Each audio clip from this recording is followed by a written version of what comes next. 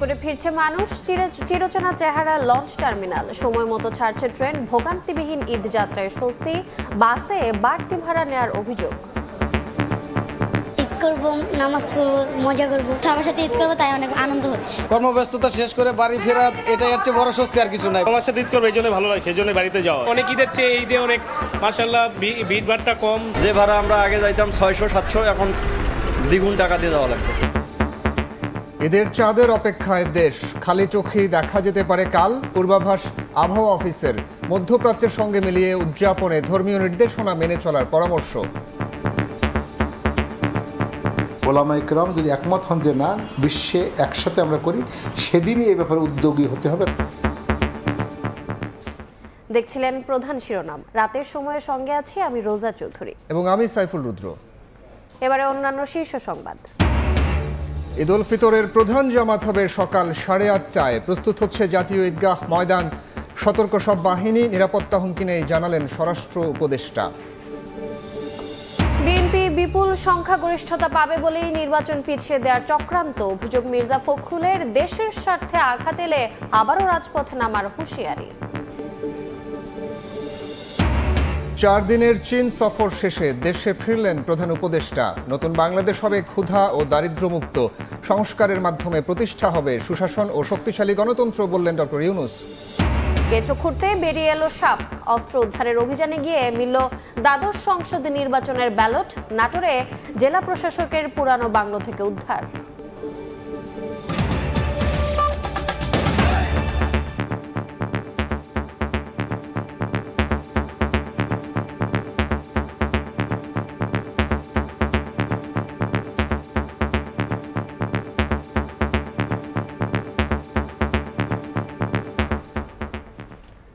স্বস্তির ঈদযাত্রায় বাড়ির পানে ছুটছেন ঘরমুখো মানুষ। নৌ, ট্রেন আর সড়ক পথে নামে মানুষের ঢল। তবে ভোগান্তির শঙ্কা কাটিয়ে নির্বিঘ্নে যাত্রা করতে পেরে আনন্দিত সবাই। এদিকে যাত্রা নিরাপদ ও নির্বিঘ্ন করতে তৎপর আইনশৃঙ্খলা রক্ষাকারী বাহিনী। কড়া নাড়ছে ঈদ, শিকড়ের টানে ছুটছে মানুষ। ঈদ যাত্রা যখন নির্বিঘ্ন, তখন আনন্দ বেড়ে যায় কয়েক গুণ। লম্বা ছুটিতে নানা পরিকল্পনা মানুষের। ট্রেনের যাত্রায়ও স্বস্তি মিলেছে যাত্রীদের। শেষ সময়ে কিছুটা ভিড় দেখা গেলেও রাজধানীর বিমানবন্দর স্টেশনেও সময় মতো ছাড়ছে ট্রেন। কর্মব্যস্ততা শেষ করে বাড়ি ফেরা, এটাই হচ্ছে বড় স্বস্তি, আর কিছু নাই। পরিবার পরিজনের সাথে ঈদ কাটানো, এটা অনেক স্বস্তির বিষয়। অনেক ঈদের চেয়ে ঈদে অনেক মাশাআল্লাহ ভিড় ভাড়টা কম, ঝামেলাও কম, সুন্দরভাবে বাড়ি যাওয়া যাচ্ছে। চলে যাইতো না, আমি যাই, দেশে আমার ভাই গেছে বাড়ি। এটাই তো আনন্দ, এর মতো আনন্দ আর কি আছে। এদিকে শনিবার রাতে সদরঘাট লঞ্চ টার্মিনালে সময়ক্ষেপণ না করে যাত্রীদের নিয়ে একের পর এক ছেড়ে যায় দক্ষিণাঞ্চলের লঞ্চ। সড়ক পথের চেয়ে নৌপথ একটু বেশি আরামদায়ক, যে কারণে আমরা আসলে নৌপথে যাচ্ছি। লঞ্চের জার্নিটা হচ্ছে আরামদায়ক। অন্যদিকে সড়ক পথের ঈদযাত্রার তুলনামূলক ভোগান্তি কমলেও অস্বস্তির গল্পও রয়েছে। মহাখালী ও সায়দাবাদের মতো বাস টার্মিনালে নারীর টানে ঘরে ফিরছে মানুষ। আজকে ছুটি হয়েছে, এই যাইতেছে আর কি। বাইরে থেকে টিকিট পাই নাই। ঈদ করব, নামাজ পড়বো, মজা করব। আমার 2টা মামাতো ভাই, এদের সাথে সবার সাথে ঈদ করবো, তাই অনেক আনন্দ হচ্ছে। রাতে মহাসড়কগুলোতে যানজট না থাকলেও ঢাকা ছেড়ে যাওয়া গাড়িগুলোকে ধীরগতিতে চলাচল করতে হচ্ছে। আল আমিন তুষার, সময় সংবাদ, ঢাকা। ঈদযাত্রার খবর জানাতে বিমানবন্দর রেলওয়ে স্টেশনে আছেন রিপোর্টার আলামিন তুষার। সদরঘাট লঞ্চ টার্মিনালে মাহাদি ইসলাম ধ্রুব, মহাখালীতে আতাউর কাউসার এবং চন্দ্রায় আছেন মেহেদী হাসান। সরাসরি প্রথমে যাচ্ছি তুষারের কাছে। তুষার, বিমানবন্দর রেল স্টেশনে আমরা কিন্তু দুপুর থেকে আছি এবং দুপুর থেকে কিন্তু যেহেতু গার্মেন্টসগুলো আসলে নারায়ণগঞ্জ বা অন্যান্য জায়গার গার্মেন্টসগুলো ছুটি হয়ে এসেছে, তারপর থেকে কিন্তু ভিড়টা আসলে বাড়তি আমরা দেখছি। আসলে প্রতিটি ট্রেনের ছাদে মানুষজন ছিল। কিছুক্ষণ আগেই কুড়িগ্রামের উদ্দেশ্যে ছেড়ে গেছে কুড়িগ্রাম এক্সপ্রেস। সেই ট্রেনটির প্রতিটি বগির ছাদেই কিন্তু আমরা মানুষজন দেখেছি এবং এখনও যারা আসলে অপেক্ষা করছেন বেশিরভাগই আসলে উত্তরবঙ্গগামী যারা আসলে যাত্রীরা রয়েছেন, তারা কিন্তু কিছুক্ষণ পরেই পঞ্চগড়ের উদ্দেশ্যে ছেড়ে যাবে।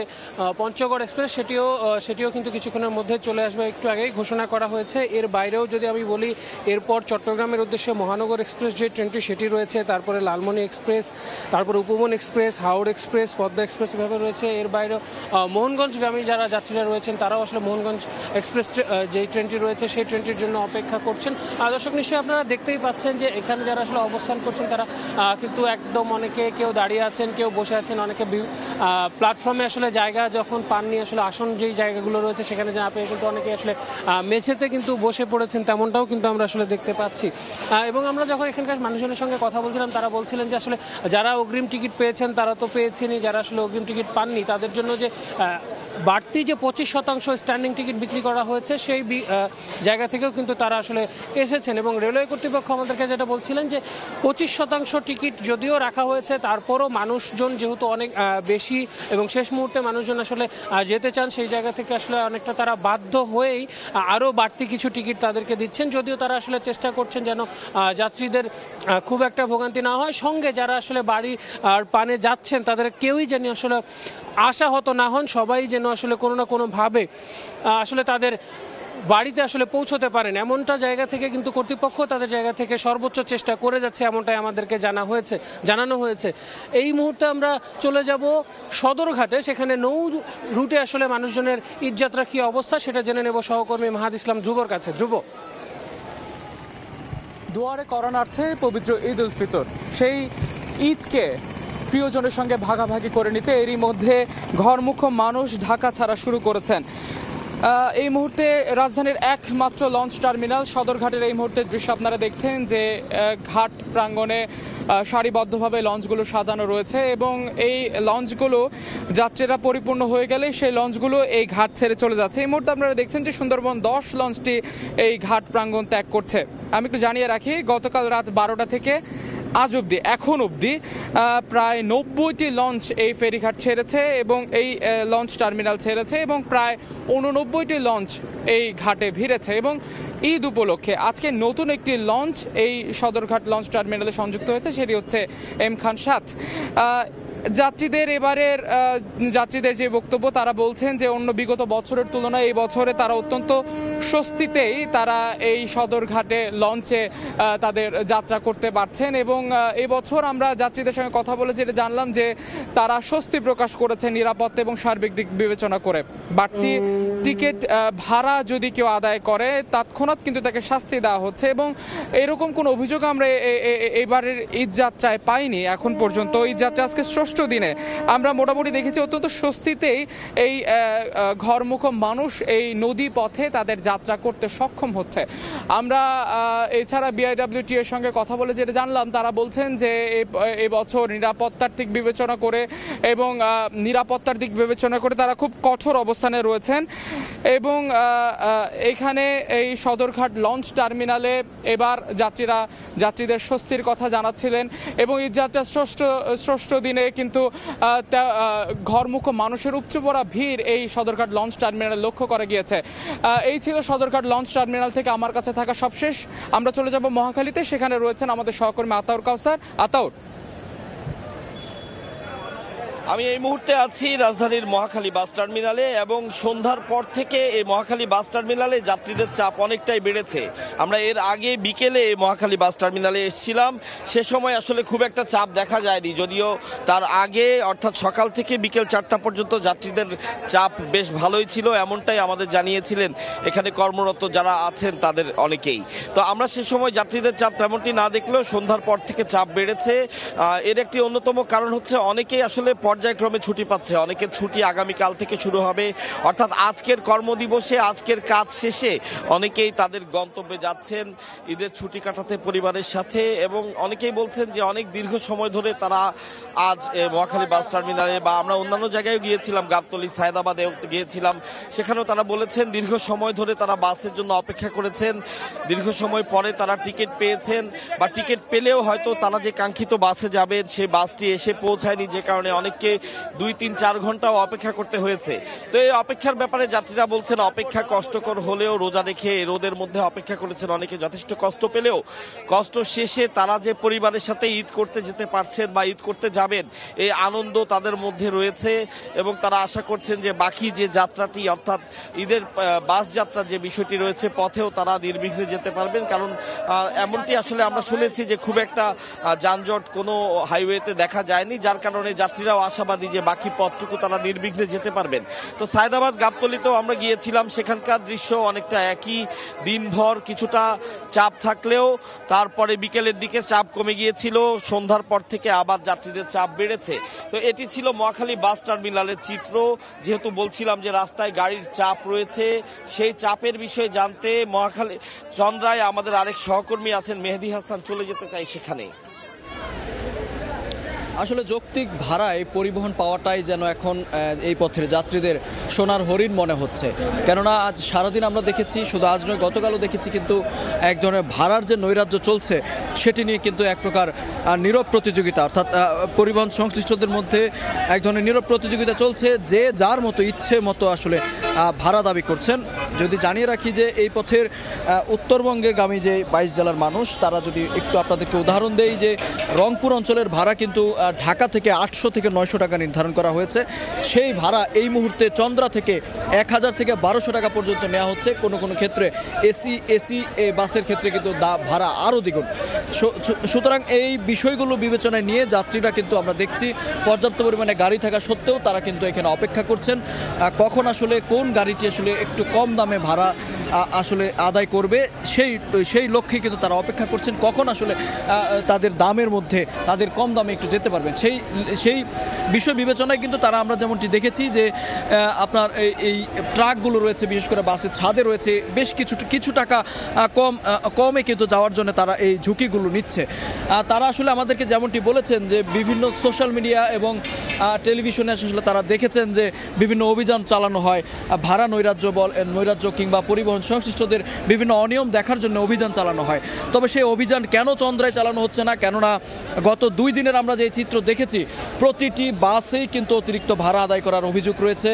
প্রতিটি বাসেই কিন্তু ছাদে যাত্রী, বেশতি যাত্রী, দাঁড়িয়ে যাত্রী, সব ধরনের অভিযোগ থাকার পরও এই চন্দ্রায় কিন্তু কোনো প্রকার কোনো অভিযান আমরা চোখে পড়েনি। এবং বিশেষ করে যদি বলে আইন শৃঙ্খলা বাহিনী এখানে আসলে মূলত সড়ক তদারকির দায়িত্বেই রয়েছেন, তারা কিন্তু যাত্রীদের সুযোগ সুবিধা বিবেচনায় খুব একটা আসলে নজরদারি নেই বললেই চলে। তো এই ছিল গাজীপুরের চন্দ্রা থেকে ঈদযাত্রার সবশেষ। রাজধানীর বিভিন্ন প্রান্ত থেকে ট্রেন, বাস এবং লঞ্চে ঈদে ঘরমুখো মানুষের খবর জানাচ্ছিলেন আমাদের সহকর্মীরা। সেই সঙ্গে যুক্ত হয়েছিলেন গাজীপুরের চন্দ্রা থেকে। জানছিলাম মহাসড়কের এই মুহূর্তের খবরাখবর।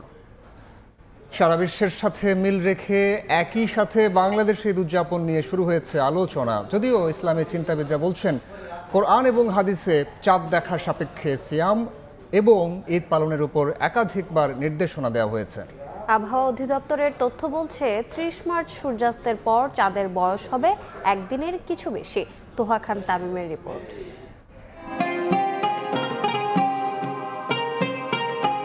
প্রতি বছর রমজান শেষে ঈদের চাঁদ দেখা ও ঈদ উদযাপন নিয়ে শুরু হয় আলোচনা সমালোচনা। সৌদি আরবের সাথে মিল রেখে দেশের অনেক স্থানেই পালিত হয় ঈদের আনুষ্ঠানিকতা। এবার আবহাওয়া অধিদপ্তরের তথ্য বলছে 30 মার্চ অর্থাৎ 29 রমজানে সূর্যাস্তের সময় শাওয়াল মাসের চাঁদের বয়স হবে 1.05 দিন, আর পরের দিন 31 মার্চ 2.05 দিন। এ সময় চাঁদের স্থায়িত্ব হবে 30 মার্চ সন্ধ্যায় 43 মিনিট, আর পরের দিন আকাশে চাঁদের উপস্থিতি থাকবে 51 মিনিট। আবহাওয়া অফিসের তথ্য অনুযায়ী আকাশ মেঘমুক্ত থাকলে 30 মার্চ সন্ধ্যায় খালি চোখেই দেখা যেতে পারে শাওয়াল মাসের চাঁদ। সৌদি আরব সহ অন্যান্য দেশের সাথে একই দিনে ঈদ উদযাপনের বিষয়ে এবার আলোচনা উঠলেও ইসলামী চিন্তাবিদরা কোরআন এবং হাদিসের নির্দেশনাকেই মেনে চলার উপর গুরুত্ব দিচ্ছেন। রাসূলুল্লাহ সাল্লাল্লাহু আলাইহি ওয়াসাল্লাম ইরশাদ করেছেন, সুমু লিরুয়াতিহি ওয়াফতিরু লিরুয়াতিহি, চাঁদ দেখে রোজা রাখতে হবে আর চাঁদ দেখে রোজা ভেঙে ঈদ করতে হবে। 3 ঘন্টা পরে আমাদের দেশে সূর্য বা চাঁদ উঠছে, এটিকে শরীয়তের পরিভাষায় বলে ইখতিলাফুল মাতালে, মানে বিভিন্ন এই কক্ষপথের দূরত্ব। কোরআনের ওই আয়াতের ভিত্তিতে যেহেতু আমরা যেদিন চাঁদ দেখছি সেদিনকে ধরা হয়েছে। অন্যের সিরিয়ার চাঁদ দেখাকে সাহাবায়ে কেরাম যেহেতু গ্রহণ করেননি, আমরাও সেটির উপরে আমল করা হচ্ছে। গত কয়েক বছর ধরে সৌদি আরবের সঙ্গে একই সাথে ঈদ উদযাপন বিষয়ে শিগগিরই সরকারের পক্ষ থেকে সিদ্ধান্তের কথা জানিয়েছে ইসলামী ফাউন্ডেশন। ইসলামী ফাউন্ডেশনের বোর্ডে এটি আলোচনা হয়েছে, যদি দিনব্যাপী বা 1 দিন 2 দিন ওয়ার্কশপ করে ওলামা ইকরাম যদি একমত হন যে না, বিশ্বে একসাথে আমরা করি, সেদিনই এই ব্যাপারে উদ্যোগী হতে হবে রাজ আইন জারির মাধ্যমে। 30 মার্চ সন্ধ্যা 6টা32 থেকে 7টা20 পর্যন্ত চাঁদ দেখার সময় নির্দিষ্ট করেছে আবহাওয়া অধিদপ্তর। তোহা খান তামিম, সময় সংবাদ, ঢাকা। জাতীয় ঈদগাহ ময়দানের সকাল 8:30টায় অনুষ্ঠিত হবে ঈদের প্রধান জামাত, যেখানে একসঙ্গে নামাজ আদায় করতে পারবেন 35,000 মুসল্লি। রাষ্ট্রপতি, প্রধান উপদেষ্টা সহ রাষ্ট্রের অতি গুরুত্বপূর্ণ ব্যক্তিদের জামাতে অংশ নেওয়ার কথা রয়েছে। সকালে জাতীয় ঈদগাহ ময়দানের সার্বিক প্রস্তুতি পরিদর্শন শেষে ঢাকা দক্ষিণ সিটি কর্পোরেশনের প্রশাসক জানান, নিরাপত্তাগত কোনো ঝুঁকি বা হুমকি নেই। নির্বিঘ্নে নামাজ আদায় করতে পারবেন মুসল্লিরা। দৃষ্টিনন্দন ফটকে মুসলিম বিশ্বের অন্যতম ধর্মীয় উৎসব পবিত্র ঈদুল ফিতরের আগমনী বার্তা। ঈদ জামাতে এক কাতারে সামিল হতে প্রস্তুত হচ্ছে জাতীয় ঈদগাহ ময়দান। চলছে শেষ সময়ের কর্মযজ্ঞ। ঈদের দিন সকাল 8:30টায় জাতীয় ঈদগাহ ময়দানে অনুষ্ঠিত হবে ঈদের প্রধান জামাত। 25,000 বর্গমিটার জায়গা জুড়ে তৈরি করা হয়েছে প্যান্ডেল। শনিবার সকালে ঈদগাহ ময়দান পরিদর্শনে গিয়ে ঢাকা দক্ষিণ সিটি কর্পোরেশনের প্রশাসক জানালেন, এবারের ঈদের প্রধান জামাতে অংশ নিতে পারবেন 35,000 মুসল্লি। আমরা আশা করছি মহামান্য রাষ্ট্রপতি, মাননীয় প্রধান উপদেষ্টা মহোদয় দুজনই জাতীয় ঈদগাহ ময়দানে ঈদের জামাতে অংশগ্রহণ করবেন। সম্মানিত নাগরিকগণ দুটো গেট দিয়ে তারা প্রবেশ করবেন এবং যারা ভিভিআইপি থাকবেন তাদের জন্য আলাদা গেট থাকবে। এছাড়া মহিলাদের জন্য পৃথক প্রবেশের ব্যবস্থা রেখেছি। ঈদগাহ ময়দানে থাকছে ওজোখানা, খাবার পানি, প্রাথমিক চিকিৎসা সেবা ও ভ্রাম্যমাণ টয়লেটের ব্যবস্থা। পুলিশ, র্যাব এবং অন্যান্য যে আইনশৃঙ্খলা বাহিনী তারা নিয়মিত কাজ করছেন এবং এসএসএফ কাজ করছেন। আমরা তাদের সাথে সমন্বয় করছি। আপাতত আমরা কোনো নিরাপত্তা ঝুঁকি এখানে দেখছি না। এদিকে ঢাকা উত্তর সিটি কর্পোরেশনের আয়োজনে রাজধানীর পুরাতন বাণিজ্য মেলার মাঠে এবার প্রথমবারের মতো আয়োজন করা হচ্ছে ঈদ জামাত। কর্তৃপক্ষের আশা, লাখো মানুষের জমায়েত হবে এই ময়দানে। ময়দানে লক্ষাধিক লোকের ঈদ একসাথে নামাজ পড়ার মতো যে আয়োজন, সেই আয়োজন আমরা করেছি। সাফিসিয়েন্ট গাড়ি পার্কিংয়ের ব্যবস্থা করা হয়েছে, সাফিসিয়েন্ট নিরাপত্তা বেষ্টনী তৈরি করা হবে এবং নারীদের নামাজের আলাদা ব্যবস্থা আমরা করেছি। ঈদ জামাতের পর সুলতানি আমলের ঐতিহ্যের সঙ্গে মিল রেখে ঈদ র্যালির আয়োজন করা হবে। শত শত গিটারিস্ট থাকবেন, পুলিশের ব্যান্ডের দল থাকবেন, ঘোড়ার গাড়ি সেগুলো থাকবে, প্ল্যাকার্ড থাকবে, সঙ্গীত শিল্পীরা থাকবেন, সেলিব্রিটিরা থাকবে, আমরা থাকবো এবং সিনিয়র সিটিজেনরা থাকবেন। আমরা সবাই মিলে এই ঈদ মিছিলটি আমরা করব। মানিক মে অ্যাভিনিউ গিয়ে সংসদ ভবনের সামনে আমরা শেষ করব। ওখানে আমরা একটা সাংস্কৃতিক অনুষ্ঠান করব। এছাড়া 2 দিন ব্যাপী ঈদ মেলারও আয়োজন করবে উত্তর সিটি কর্পোরেশন। সাম্য, সম্প্রীতি, রাজমানি তাগিদে পবিত্র ঈদুল ফিতরে ভেদাভেদহীন এক কাতারে সামিল হবেন সব শ্রেণী পেশার মানুষ। আর সেই লক্ষ্যে প্রস্তুত হচ্ছে বিশাল এই ময়দান। কর্তৃপক্ষ বলছে, এবারের ঈদ উৎসবে থাকছে বেশ কিছু নতুন অনুষঙ্গ, যা যোগ করবে ভিন্ন মাত্রা। ফারুক ভিয়া, রবিন, সময় সংবাদ, পুরাতন বাণিজ্য মেলার মাঠ, ঢাকা। জাতীয় নির্বাচন পেছাতেই দেশে বিশৃঙ্খলা তৈরির চেষ্টা চলছে বলে অভিযোগ করেছেন বিএনপি মহাসচিব। বলেন, জনগণের স্বার্থে আঘাত এলে আবারও রাজপথে নামতে বাধ্য হবে বিএনপি। দেশি বিদেশি ষড়যন্ত্র মোকাবিলা করে দাবি আদায়ে দেশবাসীকে প্রস্তুতি নেওয়ারও আহ্বান জানান মির্জা ফখরুল। তিনি আরও বলেন, নির্বাচন হলে বিপুল সংখ্যাগরিষ্ঠতা পাবে জেনেই বিএনপিকে টার্গেট করেছে ষড়যন্ত্রকারীরা। সংকট উত্তরণে দ্রুত নির্বাচন দেওয়ার দাবি জানিয়ে আসছে বিএনপি। অন্যদিকে সংস্কার ও জুলাই গণহত্যার বিচার শেষ না হওয়া পর্যন্ত ভোট চায় না কয়েকটি দল। চলমান এই বিতর্ককে আরও উস্কে দিয়েছে ডক্টর মোহাম্মদ ইউনূসকে 5 বছর সরকার প্রধান দেখতে চাওয়ার আকাঙ্ক্ষা সামনে আসায়। নির্বাচনে বিপুল জনসমর্থন পাবে বিএনপি, এমন দাবি করে বিএনপি মহাসচিব বলেন, এই ভয়েই তাদেরকে টার্গেট করছে ষড়যন্ত্রকারীরা। চলছে নির্বাচন পেছানোর ষড়যন্ত্র। রাজধানীর বেড়াইদে শনিবার বিকেলে ঈদ উপহার বিতরণ অনুষ্ঠানে এসব কথা বলেন তিনি। ফেসবুকের মধ্যে, ইউটিউবের মধ্যে তারা বিভিন্ন রকম কথা বলে এবং তাদের কথা টার্গেট কারা? তাদের টার্গেট হচ্ছে বিএনপি। কেন? তারা জানে যে নির্বাচন যদি হয় তাহলে বিএনপি বিপুল সংখ্যাগরিষ্ঠতা নির্বাচন করবে। সুতরাং এই দেশে একটা বিশৃঙ্খলা সৃষ্টি করা, একটা নৈরাজ্য সৃষ্টি করা, একটা এমন অবস্থা তৈরি করা যাতে করে নির্বাচন পিছিয়ে যায়।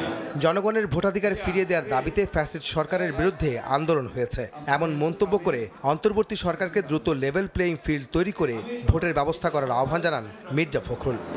সরকার আমরাই তাকে নিয়ে এসেছি যে তিনি তার প্রধান দায়িত্ব যেটা যথারীতি অতি অল্প সময়ের মধ্যে তিনি সব কিছু গুছিয়ে নিয়ে একটা লেভেল প্লেইং ফিল্ড তৈরি করবেন এবং সেখানে তিনি একটা নির্বাচনের ব্যবস্থা করবেন। তার মানে এই না যারা অনির্দিষ্টকালের জন্য ওই সংস্কার করবেন আর নির্বাচন হবে না, জনগণ তার প্রতিনিধি পাবে না, এটা কি আপনারা চান? না। ষড়যন্ত্র রুখে দিয়ে গণতন্ত্র প্রতিষ্ঠায় সবাইকে প্রস্তুত থাকার আহ্বান জানিয়ে তিনি বলেন, দেশের স্বার্থে প্রয়োজনে আবারও আন্দোলনে নামবে বিএনপি। আমাদের স্বার্থে যদি জনগণের স্বার্থে যদি কোনো বিঘ্ন সৃষ্টি করা হয় তাহলে বিএনপি আবার মাঠে নামবে, দাবি আদায় করবেন। আমি কথাগুলো বলছি এই জন্যে যে আমাদেরকে প্রস্তুত থাকতে হবে। ষড়যন্ত্র হচ্ছে, চক্রান্ত হচ্ছে দেশে বিদেশে, আপনাদেরকে আবার আপনাদের ভোটের অধিকার থেকে বঞ্চিত করবার জন্য। বিদেশে বসে দেশের মানুষকে উত্তেজিত করে বিভাজন তৈরি না করতে প্রবাসীদের প্রতি আহ্বান জানান বিএনপি মহাসচিব।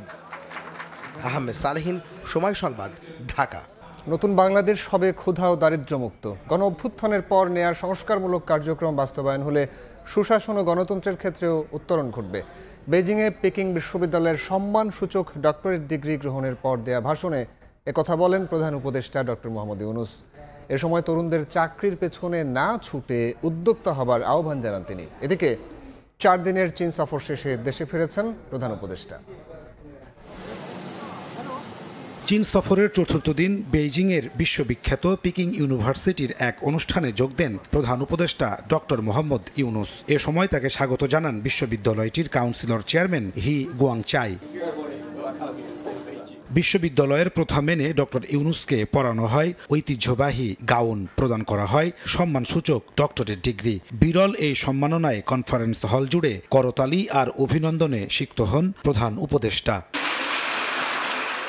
পরে আমন্ত্রিত শিক্ষার্থী ও অতিথিদের উদ্দেশ্যে বক্তব্য দেন অধ্যাপক মোহাম্মদ ইউনূস। শুরুতেই তিনি চাকরির পেছনে না ঘুরে তরুণদের উদ্যোক্তা হওয়ার স্বপ্ন দেখান। বলেন, চাকরির দাসত্ব প্রথা আর ব্যবসা স্বাধীন সত্তার নিয়ামক।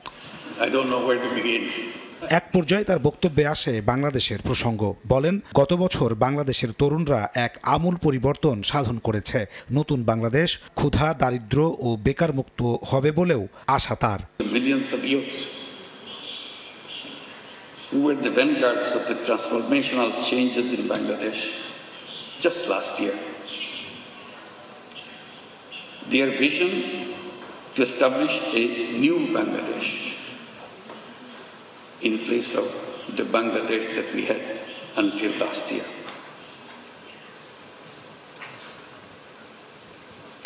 A new Bangladesh which will be free from poverty, hunger, unemployment, and destitution.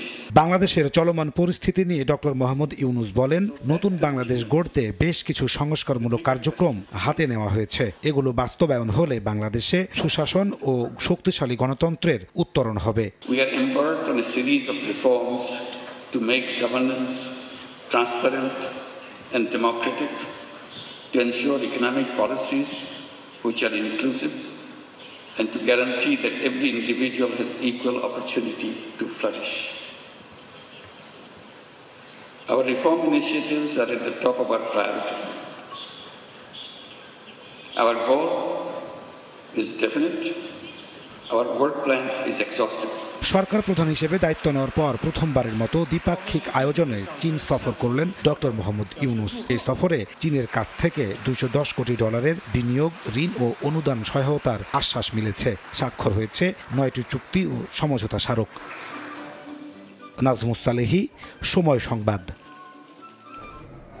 Saudi আরবে পবিত্র শাওয়াল মাসের চাঁদ দেখা গেছে। দেশটি সহ মধ্যপ্রাচ্যে পবিত্র ঈদ উল ফিতর উদযাপিত হবে কাল। এ বিষয়ে বিস্তারিত জানাতে সরাসরি যোগ দিচ্ছেন সহকর্মী আরিফুর রহমান।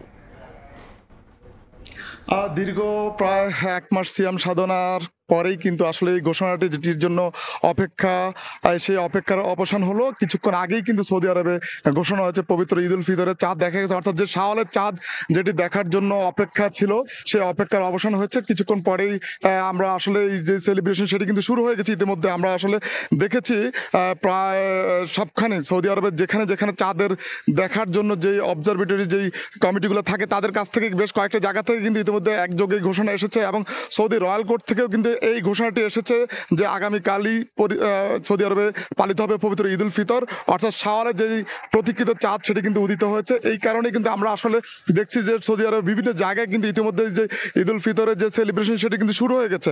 আমরা আসলে দেখি প্রতি বছর যেই ঈদের আগে কিন্তু বেশ আনন্দঘন একটি পরিবেশ থাকে, অর্থাৎ দীর্ঘ যে 30 দিনে যে সিয়াম সাধনা সেটি এই বছর কিন্তু একই ধরনের জল্পনা ছিল যে হয়তো আরো একটি রোজা বাড়তি হবে, কিন্তু সেটি হয়নি। অর্থাৎ এই বছরের রোজা ঠিক 29টি পালিত হওয়ার পরেই কিন্তু অর্থাৎ আগামীকাল পবিত্র ঈদ উল ফিতর উদযাপন হবে সৌদি আরবে। আমরা কিন্তু এর আগে কিন্তু খোঁজ পেয়েছি যে সৌদি আরব ছাড়া বেশ কয়েকটি দেশ ইতিমধ্যেই তাদের ঈদ উল ফিতরের যে ঘোষণা সেটি কিন্তু দিয়েছে। তবে অধিকাংশ অনেকগুলি দেশ কিন্তু ঘোষণা দিয়েছে তারা কিন্তু একদিন পরেই ঈদ উল ফিতর উদযাপন করবে, যেমন তার মধ্যে অস্ট্রেলিয়া, ব্রুনাই, মালয়েশিয়া এবং বেশ কয়েকটি দেশ কিন্তু তারা ঘোষণা করেছে তারা আরো একটি দিন অতিবাহিত করে কিন্তু ঈদ উল ফিতর উদযাপন করবে। আমরা জানি যে সৌদি আরবের সাথে মিল রেখে বেশ কয়েকটি দেশ অর্থাৎ মধ্যপ্রাচ্যের যে দেশগুলি আছে সেগুলো কিন্তু ঈদ উল ফিতর উদযাপিত হয়। সেক্ষেত্রে বলা চলে কিন্তু সৌদি আরবের যে ঈদ উল ফিতরে যেহেতু চাঁদ দেখা গেছে, পাশাপাশি যেই পার্শ্ববর্তী দেশগুলো সেগুলো থেকে কিন্তু আমরা খোঁজ নিচ্ছি এবং ঈদ উল ফিতরের যে ঘোষণা সেটা কিন্তু আসছে। আমরা আরেকটু বিষয় বলে রাখি যে ঈদ উল ফিতর উপলক্ষে ইতিমধ্যে যে ছুটি সেই ছুটি কিন্তু উপভোগ করতে অনেক প্রবাসী যারা আছেন তারা কিন্তু অধিকাংশ ক্ষেত্রে মক্কা এবং মদিনায় সমবেত হয়েছেন। ঈদের নামাজ কিন্তু মদিনার মসজিদে নববীতে আদায় করার জন্য প্রায় অসংখ্য প্রবাসী আছে যারা কিন্তু মদিনায় উপস্থিত হয়েছেন। আমরা আরো দেখি যে আসলে এই ঈদ উল ফিতরকে উপলক্ষ করেই কিন্তু বিভিন্ন রকমের উৎসবের আমেজ তৈরি হয়। তো সব মিলে বলা চলে যে ঈদ উল ফিতর যে চাঁদ সেটি কিন্তু উদিত হওয়ার ফলে যে আনন্দের যে বার্তা সেটি কিন্তু এখন সবার মাঝে কিন্তু চলছে। তো এই ছিল পবিত্র ঈদ উল ফিতরের যে শাওয়ালের চাঁদ, সে চাঁদ নিয়ে আমার কাছে সব শেষ। সরাসরি যুক্ত ছিলাম সৌদি আরবে। নাটোরে জেলা প্রশাসকের পুরাতন ডাকবাংলো চত্বর থেকে দ্বাদশ জাতীয় সংসদ নির্বাচনের সিলমারা ব্যালট পেপার উদ্ধার করেছে সেনাবাহিনী ও জাতীয় নিরাপত্তা গোয়েন্দা সংস্থা এনএসআই। শুক্রবার সদর হাসপাতালের সামনের পুকুর থেকে 6টি আগ্নেয়াস্ত্র উদ্ধারের ঘটনায় আজ সকালে সেনাবাহিনী ও এনএসআই আশপাশের এলাকায় তল্লাশি চালায়। এক পর্যায়ে পুরাতন ডাকবাংলো চত্বরের একটি গর্ত থেকে ব্যালটগুলো উদ্ধার করা হয়। সিলমারা ব্যালটগুলো দ্বাদশ সংসদ নির্বাচনে নাটোর 1 আসনে ব্যবহার করা হয়েছিল।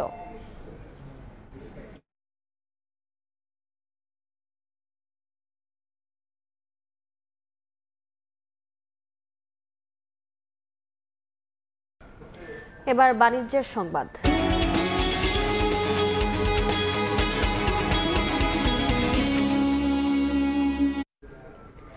ঈদের টানা ছুটিতে পর্যটক বরণে প্রস্তুত পাহাড়কন্যা বান্দরবান। ইতোমধ্যে জেলার 70% হোটেল, মোটেল, রিসোর্ট ও গেস্ট হাউসের বুকিং হয়ে গেছে। প্রতি বছর ঈদের ছুটিতে পর্যটকের ঢল নামে পার্বত্য জেলা বান্দরবানে। এবারও ঈদের টানা ছুটিতে প্রচুর পর্যটকের সমাগম ঘটবে এ জেলায়। ইতিমধ্যে বুকিং হয়ে গেছে বেশিরভাগ hotel, motel, resort, guest house. রিসোর্টের উন্নয়নমূলক কাজ, সৌন্দর্য বর্ধনের কাজ এবং আরও যেসব ফ্যাসিলিটি ডেভেলপমেন্ট করা প্রয়োজন সেগুলো করছি আর কি। তো পর্যটক বাহী আমাদের যে গাড়িগুলো আছে আমরা সব গাড়ি মেরামত করে নতুন করে রাখছি। এদিকে ঈদের টানা ছুটিতে পর্যটকদের ভ্রমণ নিরাপদ ও আনন্দদায়ক করতে নিরাপত্তা জোরদারের কথা জানায় ট্যুরিস্ট পুলিশ। প্রত্যেকটা পর্যটন স্পটে আমাদের পুলিশ থাকবে পর্যটকদের নিরাপত্তা এবং তথ্য সেবা দেওয়ার জন্য। টুরিস্ট পুলিশের পাশাপাশি জেলা পুলিশ সহ অন্যান্য পুলিশও থাকবে এখানে। পর্যটকরা নির্বিঘ্নে তাদের আশা করি এবার ঈদটা পালন করতে পারবে। বান্দরবানে শতাধিক হোটেল, মোটেল, রিসোর্ট ও 4 শতাধিক চাঁদের গাড়ি রয়েছে। এনএ জাকির, সময় সংবাদ, বান্দরবান। বান্দরবান সীমান্তে স্থলমাইন বিস্ফোরণে একজনের বাম পা ক্ষতবিক্ষত হয়েছে। দুপুরে বাংলাদেশ মিয়ানমার সীমান্তের চাকঢালা 44 নম্বর সীমান্ত পিলারের ওপারে মিয়ানমারের অভ্যন্তরে এই ঘটনা ঘটে। এ সময় বান্দরবানে চাকঢালা সীমান্তে স্থলমাইন বিস্ফোরণে মোহাম্মদ সালাম নামে এক ব্যক্তির বাম পা ক্ষতবিক্ষত হয়।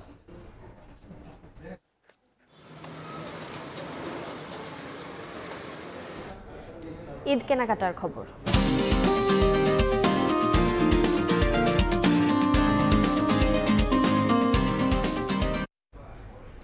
রাজধানীর বিপণী বিতানে চলছে শেষ মুহূর্তের ঈদের কেনাকাটা। বেশিরভাগেরই ঝোঁক পোশাকের সঙ্গে মিলিয়ে জুতা আর জুয়েলারি কেনার। সকাল থেকে ফুটপাত থেকে অভিজাত শপিং মল সবখানেই পছন্দের পণ্য কিনতে ব্যস্ত সময় পার করছেন ক্রেতারা। বাবা মায়ের হাত ধরে ছোট্ট সোনামণিরাও এসেছে পছন্দের পোশাক কিনতে। তবে রমজানের শেষ দিকে প্রত্যাশা মতো ক্রেতা পাচ্ছেন না বলে জানান বিক্রেতারা। বিক্রি বাড়াতে প্রতিষ্ঠানগুলো বেশ ছাড়ে পণ্য বিক্রি করছে বলে জানান দোকানিরা। তবে মানের সঙ্গে দাম নিয়ে অনেক ক্ষেত্রেই অভিযোগ তুলেছেন ক্রেতা দর্শনার্থীরা।